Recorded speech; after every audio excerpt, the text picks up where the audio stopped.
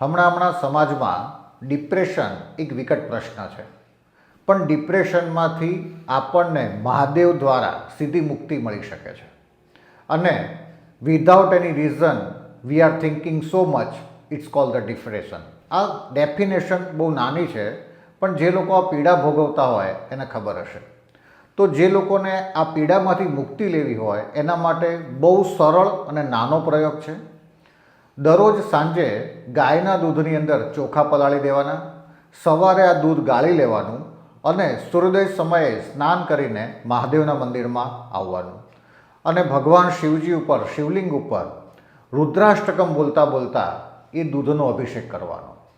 આવું તમે 5 દિવસ કરશો, તમને પોતાને ખબર પડશે કે એક નવી ઉર્જા તમારા શરીરમાં સંચિત થઈ રહી છે. કારણ કે મહાદેવ એટલે કોણ કે દેવોને પણ આમની જરૂર પડે અને દાનવોને પણ આમની જ સ્તુતિ કરવી પડે. તો આપણે તો મનુષ્ય છે. તો મહાદેવ તમને વિચારોમાંથી મુક્તિ કરી શકશે, તમારા નેગેટિવ વિચારોમાંથી તમને મુક્તિ કરી શકશે. અને જે લોકોને ઇમ્બેલેન્સ છે, એટલે કે યાદશક્તિનો પ્રોબ્લેમ છે, એ લોકોને પણ આ પ્રયોગ કરવાથી ફાયદો થશે.